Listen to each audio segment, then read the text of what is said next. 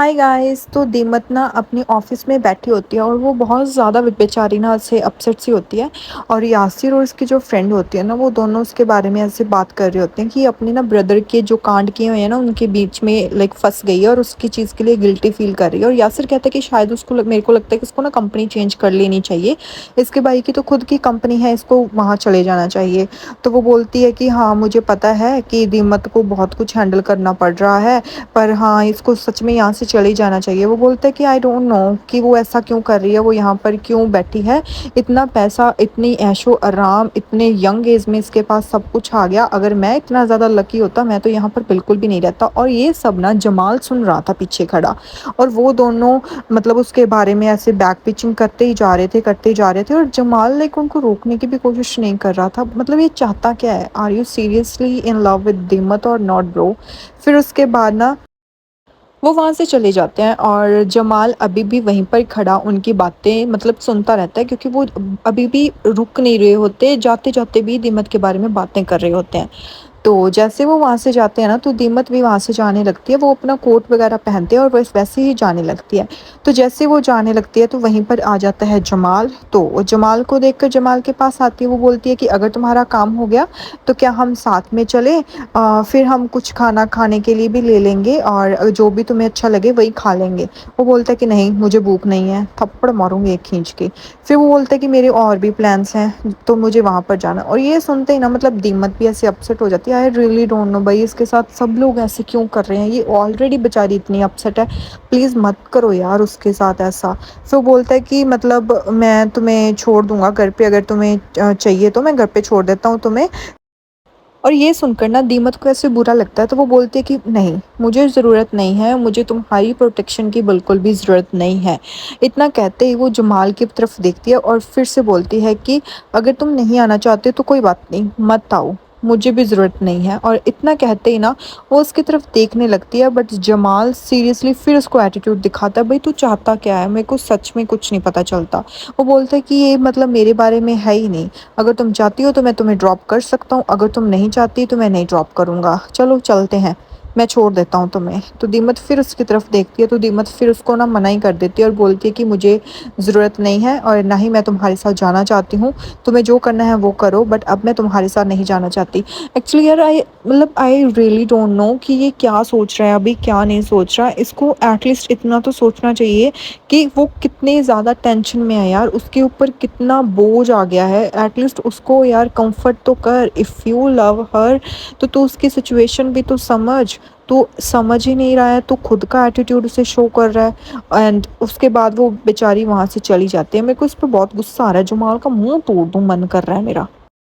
पर मेरे को ना ऐसे जमाल पसंद बहुत है, आई जस्ट लव हिम। तो इसका मुंह मैं नहीं तोड़ सकती, इसको तो पूछियाँ दे सकती हूँ मैं। फिर उसके बाद जो आतिश और मरजान है ना, वो घर पे आ जाते हैं वापस। तो आतिश उससे बोलता है कि मेरे को ऑफिस में काम है, तो वो ऑफिस चला जाता है मतलब स्टडी रूम में।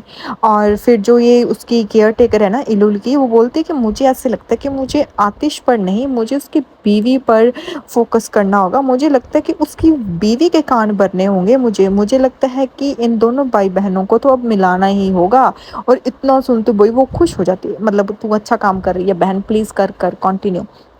फिर उसके बाद ना वो बैठ जाता है जाकर, और पीछे ही आ जाता है जमाल। तो जमाल भी वहाँ पर आकर बैठ जाता है। तो जमाल से ना वो बोलता है कि क्या हुआ, तो वो ब्रेसलेट्स दिखाता है। वो बोलता है कि ये तो ब्रेसलेट तुम्हारे ब्रेसलेट जैसा नहीं है। वो बोलता है कि हाँ, ये ब्रेसलेट मेरे ब्रेसलेट जैसा ही है, और मुझे ना ये ब्रेसलेट गार्डन में मिला था। तो वो बोलता है कि फिर वो बोलता है कि अब मुझे पता करना है कि ये किससे बिलोंग करता है। तो फिर वो बोलता है कि क्या तुम्हें लगता है कि कोई हमारे साथ डर्टी गेम्स खेल रहा है? तो वो भी बोलते हैं कि हाँ हाँ भाई, तुम इतना दिमाग अगर पहले लगा लिया होता ना म्यूजियम हारने पर, तो तुम्हें आज ये दिन नहीं देखने पड़ते। खैर फिर उसके बाद वो सोचते हैं कि अब क्या किया जाए। वो बोलता है कि मुझे ऐसे लगता है कि ये हाइदर का किया ना हो। वो बोलता है कि नहीं, मुझे नहीं लगता ये हाइदर किया करा होगा, क्योंकि अब वो छुप रहा है कहीं पर और मुझे नहीं पता कि वो ज़िंदा भी है या फिर नहीं है। और अगर वो ज़िंदा होता तो अभी तक वापस आ जाता। तो मुझे नहीं पता कि उसका क्या सीन है क्या नहीं, बट मुझे नहीं लगता कि ये उसका किया धरा है, कोई और ही है इस चीज़ के पीछे।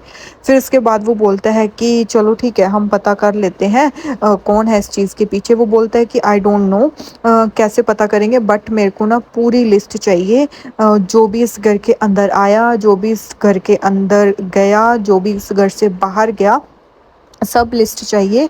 और जो गेस्ट आए थे ना वेडिंग में, उनकी लिस्ट भी मुझे सब चाहिए। तो जमाल बोलता है कि ओके। वो बोलता है कि अगर तुम सीसीटीवी कैमरा चेक करना चाहते हो तो वो भी कर सकते हो। और ये बातें ना इल्लुल बाहर खड़ी सुन रही थी। भाई अब इल्लुल ना कहीं कुछ ऐसा कर दे कि मतलब इसको पता ही ना चले क्या है। फिर वो बोलते हैं कि सब कुछ पता कर लेना। वो बोलता है कि हाँ ठीक है। तभी ना आतिश की नज़र जाती है इल्लुल पर, और वो देख लेता है कि इल्लुल बाहर खड़ी कुछ सुन रही है। तो वो आवाज़ लगाता है, इल्लुल। तो इल्लुल से पहले घबरा जाती है, फिर वो दरवाज़ा खोलती है, और दरवाज़ा खोल कर ना थोड़ी सी अंदर आती है और आकर बोलती है कि वो मैं ये पूछने आई सी आपसे कि क्या आप लोग कॉफ़ी पियोगे। तो वो मना कर देते हैं, वो बोलते हैं कि नहीं। तो वो दरवाज़ा बंद करके फिर से वहाँ से चली जाती है। बेसिकली उसको सुन गया है कि वो मतलब डिटेल्स निकालेंगे, और मेरे को लगता है कि ये मतलब पक्का ये चीज़ बाहर कर देगी। फिर उसके बाद ना अभी जमाल का मुंह बना हुआ होता है, तो वो पूछता है कि क्या हुआ, तुम ऐसे मुझे अपसेट से लग रहे हो। वो बोलता है कि मेरे और दीमत के बीच ना चीज़ें सही नहीं चल रही हैं, बहुत ज़्यादा कॉम्प्लिकेटेड चीज़ें हो रही हैं। तो आतिश पूछता है कि मतलब क्या है इस चीज़ का। वो बोलते हैं कि आई डोंट नो, मतलब दीमत क्या चाहती है और मुझे कुछ भी नहीं पता चल रहा। तो वो बोलता है कि बताओ मुझे क्या हुआ है, सब कुछ बताओ। तो वो उसकी तरफ देखने लगता है, फिर उसको एक्सप्लेन करता है कि मतलब मैं क्या क्या बताऊँ, बहुत कुछ हो चुका है। चलो स्टार्ट करते हैं नज़ीर से। तो ये सब कुछ ना नज़ीर की वजह से ही स्टार्ट हुआ। और उस लड़की के कंधों पर इतनी ज़्यादा रिस्पॉन्सिबिलिटीज़ आ गई हैं, और लोग उसके बारे में इतना कुछ बातें कर रहे हैं। और उसके अंकल चाहते हैं कि वो अंकारा पर वापस आ जाए, उसके पास चली जाए। और आई डोंट नो, मतलब बहुत कुछ चेंज हो गया। तो भाई तू उसको रोक ना। फिर उसके बाद वो बोलता है कि तुम्हें याद है तुम मुझे क्या कहते थे कि मैं अपने दिल की सुनूं। अब मैं तुम्हें बोल रहा हूँ कि तुम अपने दिल की सुनो। अब तुम सुनो कि तुम्हारा दिल क्या कह रहा है, और तुम्हारा दिल क्या चाहता है। तो जमाल तो वहाँ पर चुप बैठा होता है। भाई तू चुप मत रह, तू भी लोगों की तरह ही है, तू भी उसको इग्नोर कर रहा है, तू भी उसकी जो बेचैनी है उसको और ज़्यादा बढ़ा रहा है। फिर उसके बाद वो बोलता है कि अगर तुम नहीं चाहते कि दिम्मत मतलब तुम्हें छोड़कर चली जाए, तो तुम्हें एटलीस्ट उसे रोकने की कोशिश तो करनी चाहिए। तो वो चुप हो जाता है और कुछ नहीं बोलता। फिर उसके बाद आतिश आ जाता है वापस। तो जैसे वो वापस आकर बोलता है कि क्या तुम ठीक हो। वो बोलती है कि हाँ। तो फिर मिर्जान देख लेती कि उसके हाथ पे वो वापस से ब्रेसलेट आ गया है। तो वो देखती है ब्रेसलेट को। वो बोलती है कि क्या तुमने अपना ब्रेसलेट फिर से पहन लिया। तो वो बोलता है कि हाँ यार, मेरे को ना ये लग रहा है गाइज कि इलुल को शायद ऐसे लगेगा कि ये ब्रेसलेट ना उसने उसका है और आतिश ने पहन रखा है। आई गेस मेरे को ऐसे लग रहा है कि ऐसा ही होगा। फिर वो बोलता है कि मेरे को ऐसे लग रहा है कि अब मुझे ये उतारना नहीं चाहिए, इलुल की आखिरी निशानी है ये मेरे पास, और ये अब मैं कभी भी नहीं उतारूंगा। और यहीं पर ये एपिसोड एंड हो जाता है।